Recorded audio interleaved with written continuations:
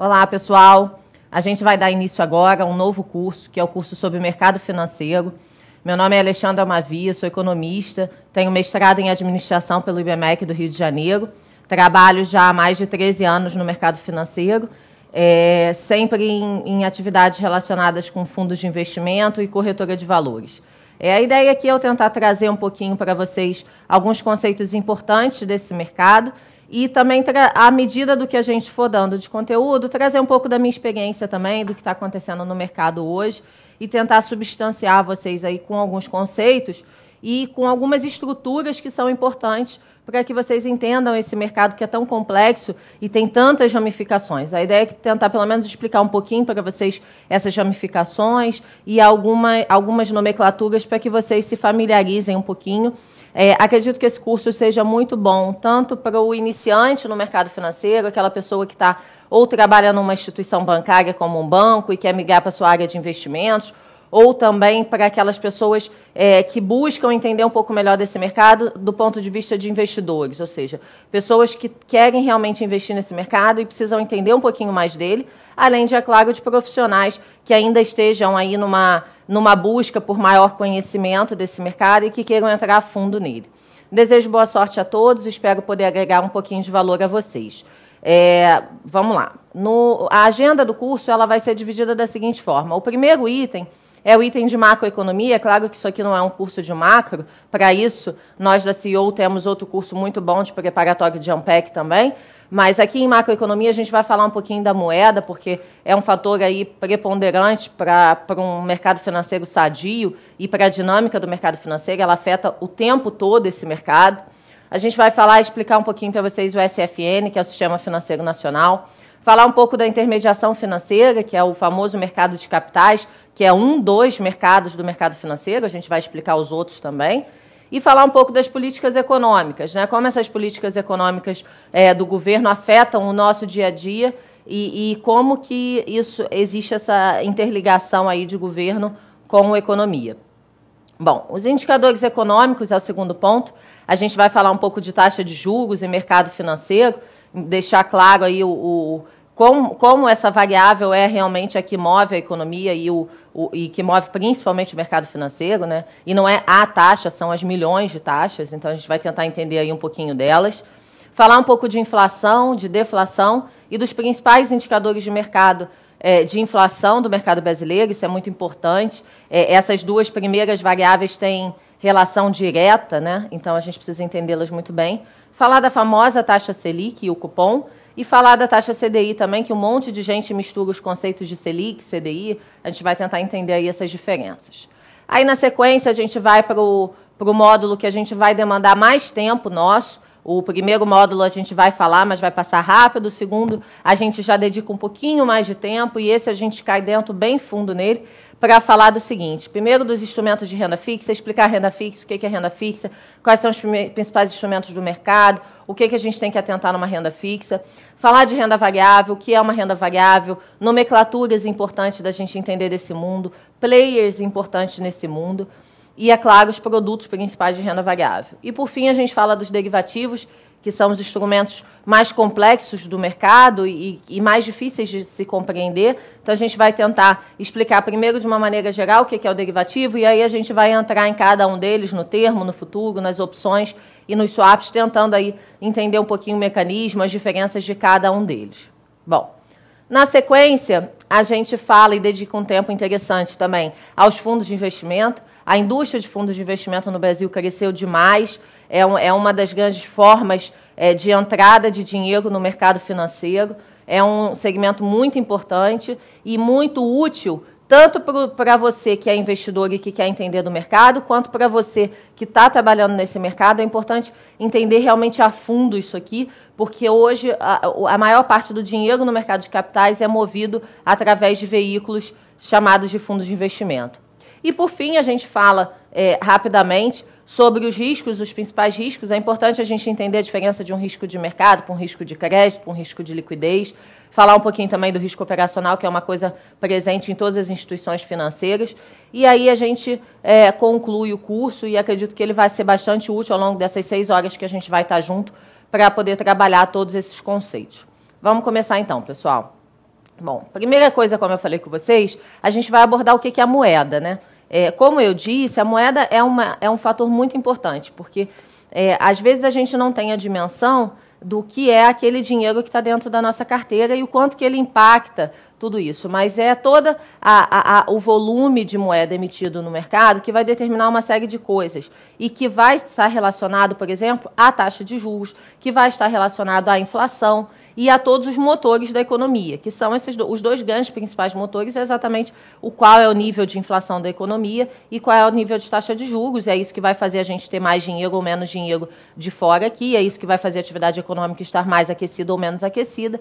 Então, existe aí uma relação de causa e consequência muito direta, e a moeda é o grande motor. Mas o que é essa moeda, né? Leontief, que é um dos nossos grandes economistas, Nobel de Economia, define moeda da seguinte forma, que a moeda é a mercadoria que serve de equivalência legal para todas as outras mercadorias. Bom, equivalência legal, ou seja, é o que você pode realmente trocar. A primeira coisa que a gente pensa em moeda, a gente pensa em troca. A gente, na economia, subdivide a função da moeda em 3 itens, e é interessante, a gente vai destrinchar esses 3 itens, como a gente percebe em determinados momentos de fraqueza da economia, como que foi porque a moeda deixou de ter uma dessas 3 funções. A primeira função que a moeda tem muito importante, obviamente, é o meio de pagamento. A gente vai falar cada um deles. Então, é meio de pagamento, unidade de conta e reserva de valor. É claro que uma moeda perfeita, forte, ela tem que cumprir esses 3 papéis. Quando você vai para países que você percebe que ela não cumpre um desses 3 papéis, significa que aquela moeda está fraca frente aos seus pares internacionais. Vamos começar falando dos meios de pagamento, né? A moeda como um meio de pagamento. Ela veio, na verdade, tentar resolver o famoso problema do escambo. Essa foi a primeira grande função da moeda na economia, porque antigamente você trocava. Você era um produtor de feijão, o outro era um produtor de arroz e eu sou professora. Então, eu trocava, por exemplo, as minhas aulas pelo feijão e por aí vai. Então, a moeda ela veio realmente para tentar fazer um meio de troca, né? Exatamente fazer um meio de pagamento disso tudo. Ela resolveu, primeiro, o que a gente chama de dupla coincidência de desejo. O que é a dupla coincidência de desejo? A dupla coincidência de desejo é você dar a sorte de eu vendo aula, você vende feijão. Será que você que vende feijão quer aula? Será que eu que vendo aula quero feijão? Então, a moeda ela resolve essa questão da dupla coincidência de desejo. Ela resolve uma segunda questão, que é a questão da equiparação quantitativa. Ok, eu dou aula, você vende algodão. Será que eu quero ter em casa uma quantidade enorme de algodão, que é o que equivale à minha aula? Ou um exemplo mais dramático, eu vendo carro. Será que eu vou conseguir negociar com você que vende feijão? Eu preciso de tanto feijão assim, que é o que se equipara quantitativamente a um carro meu? Então, essa equiparação quantitativa, ela tornava a vida na economia muito difícil e, por isso, a moeda veio. E o excesso de tempo, obviamente, que os indivíduos levavam para chegar em tudo isso. Então, a moeda como um meio de pagamento, ela resolve esses 3 pontos. Ela resolve também uma segunda coisa, que é a chamada unidade de conta, que evita os preços relativos. Ok, quando eu negocio com você, eu tenho carro, você tem feijão, eu tenho aí 50 quilos de feijão, muito mais, 50 toneladas de feijão. Quando eu vou negociar meu carro com o sujeito do arroz, já é outra unidade. Então, ela resolve o preço, né, ter x menos 1 unidades de valor. Ela passa a ter uma unidade só de valor, que é uma unidade de conta, que é a moeda. Então, isso facilita muito. Meu carro passa a valer 50 mil reais, ponto. Ele não passa mais a valer 50 toneladas de feijão, 40 toneladas de arroz e por aí vai.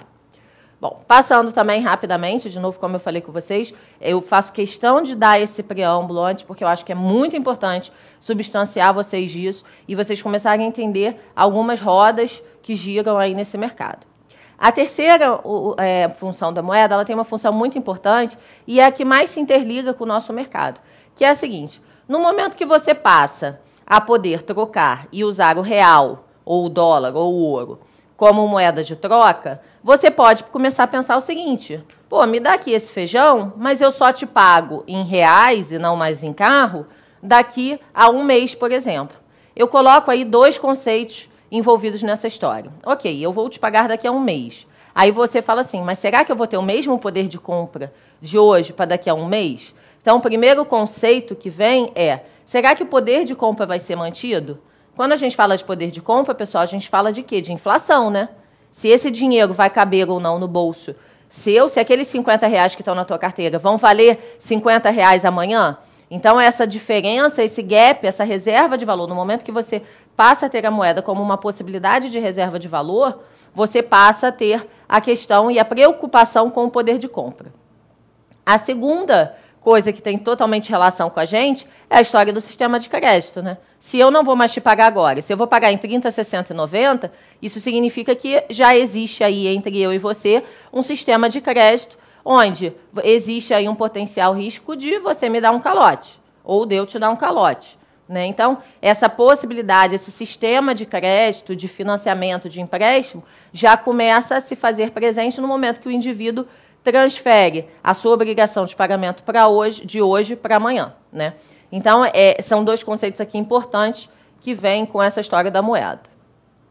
Bom, aí a gente, no passado, tinha basicamente dois tipos de moeda. O primeiro era o mais forte, é o que começou, e aí a coisa vai se sofisticando. A primeira sofisticação que a gente vê é essa daqui, ó, que é a moeda fiduciária. Moeda mercadoria, gente, é o ouro, o sal. Antigamente, por isso até que a palavra salário deriva do sal, né? Exatamente por isso, porque o sal era uma moeda muito trocada no início, né? E existiram outras moedas mercadorias aí, por exemplo, ao longo da Segunda Guerra Mundial, nos campos de concentração, por exemplo, o cigarro era uma moeda. Então, essas moedas mercadorias, a grande característica dela é que elas possuem valor intrínseco. A gente ainda tem aí uma moeda mercadoria muito forte no mercado, que é o ouro, que ainda é tido como chamado porto seguro, e é impressionante como toda vez que o mercado está em crise, o ouro dispara para cima, ele sobe muito de valor. Por que o ouro sobe de valor? Por que essa moeda mercadoria sobe de valor? Porque as pessoas ainda têm ela como um porto seguro. Então, quando o mundo está em crise, eu corro para o ouro, saio de uma ação, saio de uma debênture, saio do dólar, corro para o ouro que é seguro, e aí o que acontece com o preço de alguma coisa que todo mundo corre junto? Sobe, né? E aí é muito comum as pessoas lerem no jornal que o ganhador do mês, o ganhador do semestre foi o ouro. Aí o que acontece? Pô, se o ouro é o ganhador do semestre, vou começar a comprar esse negócio. E aí já compra na alta, que não é um bom negócio. Então, o ouro é um produto que é interessante você mexer e você compra exatamente na baixa, quando não está em crise, ninguém quer o ouro mais, todo mundo está dando saída do ouro para ir para os ativos de mais risco, aí é a hora de comprar ouro e esperar a nova crise, que naturalmente o ouro acaba subindo, né? Então, aqui um grande exemplo de moeda mercadoria ainda válido hoje, ou seja, isso não é uma coisa que a gente está falando de história só, a gente está falando de uma realidade aí de mercado, é a moeda mercadoria, o ouro. E a segunda coisa, que, de novo, essa é a primeira sofisticação, a gente vai chegar na segunda sofisticação da moeda, que é a que nos afeta diretamente no mercado financeiro, é a moeda fiduciária. A moeda fiduciária ela não tem poder intrínseco. Durante muito tempo, a moeda fiduciária foi utilizada, mas com o chamado lastro. Então, você tinha o dólar, você tinha a moeda, mas ela era lastreada em ouro, por exemplo. Então, era aquela coisa, ó, eu estou te emitindo um papelzinho, mas esse papelzinho não é que ele tenha valor. Ele está lastreado, ou seja, ele está referenciado num ouro que eu deixo guardado lá. Só que, para você não ficar carregando o ouro que é pesado, você carrega esse papel aqui que eu estou emitindo. Ele tem um lastro, ou seja, ele tem algo por trás, vamos chamar assim, né? Acho que é a melhor forma de definir lastro. Com o passar do tempo, essa questão de você lastrear, ou seja, você deixar guardado essa moeda, mercadoria, para emitir só o papel, para ter só o papel na rua, deixou de se fazer necessário. Então, a primeira sofisticação é que você passou a ter a moeda fiduciária sem o valor intrínseco, né? Você não tem nenhum valor. É diferente, por exemplo, um ouro ele tem o valor, além de servir de moeda de troca. Um papel real, a folha do real, ele não tem nenhum valor, a não ser o valor dele como unidade de conta, né?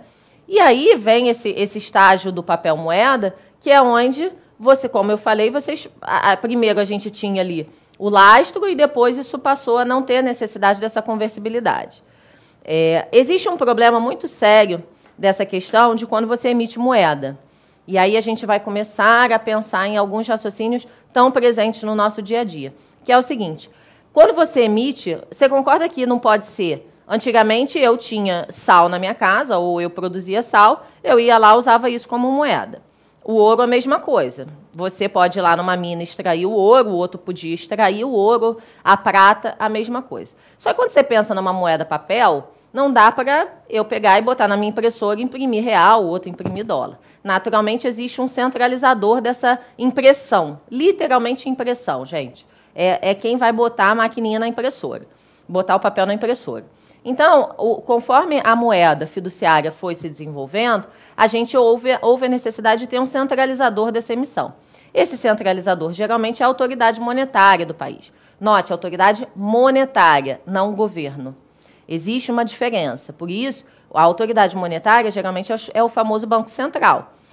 E a gente prega muito na economia que esse Banco Central tem a chamada independência do governo, o que não necessariamente é 100% e é muito difícil na prática, mas o fato é que o Banco Central é a autoridade monetária que está ali em paralelo ao governo.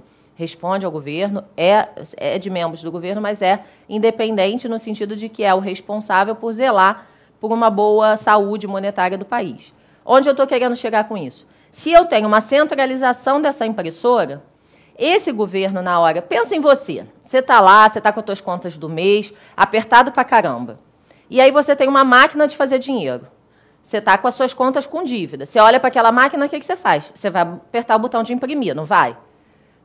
O que vai acontecer com isso? É o que o governo faz. Então, o governo, quando está endividado, ele tem ali a sedução, a possibilidade de apertar o botão de imprimir dessa máquina e pagar suas contas. É claro que isso gera uma consequência. Qual é a consequência disso? No momento que o governo imprime mais moeda, ele joga mais moeda, ele paga suas contas, então paga a construtora que fez a estrada para ele, paga o médico do plano do sistema SUS, enfim, ele joga esse dinheiro, essa moedinha que ele imprimiu, para a gente. A gente tem mais dinheiro na mão, a gente acha que a gente está mais rico. Na verdade, não. O que começa a acontecer? Os preços começam a subir, porque a gente jogou mais dinheiro, quer gastar mais. No momento que a gente vai gastar mais, as pessoas, os empresários, os comerciantes, aumentam seus preços e aí vem a chamada inflação. Então, uma emissão desenfreada de moeda, um excesso de moeda, de papel na economia, gera a inflação.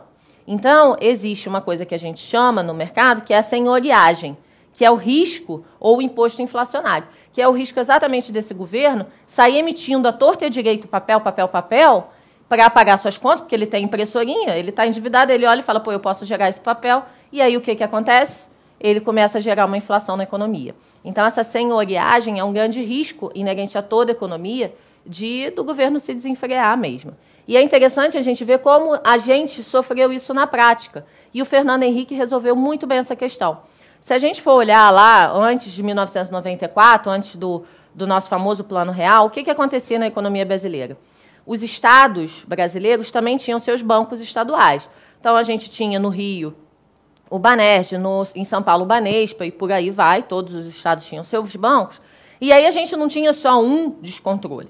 A gente tinha o descontrole do governo federal e dos estados fazendo o quê? Aquele estado chegava, estava com a corda no pescoço, cheio de dívida para pagar, gastou a beça em anos de eleição, blá, blá, blá. O que ele fazia? Olhava para sua maquininha de impressora, emite mais moeda aí. E, com isso, o Brasil como um todo tinha uma emissão de moeda desenfreada que fazia com que a gente tivesse aquela hiperinflação desenfreada. E o que acontecia era um plano em cima de plano que só servia para cortar zero. Né? O que esses planos faziam? Cruzado novo, cruzeiro, blá, blá, blá. Eles simplesmente cortavam zero. Por que cortavam zero, gente? Porque você começou a emitir muita moeda. Você tem mais moeda. Então, naturalmente, para você comprar o mesmo pão que você comprava, hoje você compra R$1, esse pão você comprava a 1 milhão de cruzeiros. Daqui a pouco, era tanta moeda na economia que aquele 1 milhão de cruzeiros já virou 1,5 milhão. E aí você tinha que ter o famoso carrinho, né, de mão para levar esse dinheiro à economia. A gente só não usava o carrinho de mão porque o governo cortava zero. E aí de 1 milhão ia para 1.000. Aí daqui a pouco subia de novo e cortava mais um zero. E assim foi indo até chegar o Fernando Henrique. O que o Fernando Henrique fez? Instituiu a famosa lei de responsabilidade fiscal e extinguiu esses bancos estaduais. No momento que se extingue esses bancos, se cortou a impressora de um monte deles. Então deixou de ser aqueles governos por questões de motivação política a emitir moeda para ser o próprio governo federal, com muito mais responsabilidade sobre isso e com um novo plano. Então, a primeira coisa que o Fernando Henrique fez foi, vamos acabar com essa emissão desenfreada de moeda. E outra coisa que ele fez que foi muito importante, ele separou duas funções. Porque o que acontecia ali, além dessa inflação desenfreada? Além não, por conta dessa inflação desenfreada que a gente via, a gente não negociava mais real. Então, você ia comprar um imóvel, você comprava um imóvel em dólar. Quanto que vale esse imóvel? Ah, vale 50 mil dólares, vale 30 mil dólares, vale 100 mil dólares. Ou seja, a nossa unidade de valor, lá a unidade de conta, que é uma daquelas 3 funções, ela se extinguia.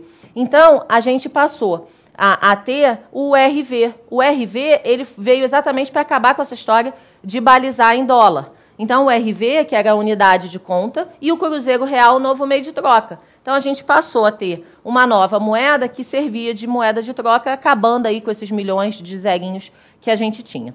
Bom, a gente vai dar uma pausa agora com isso, e aí, na sequência, a gente volta falando um pouquinho mais só sobre moeda e estendendo um pouco o assunto. Obrigada.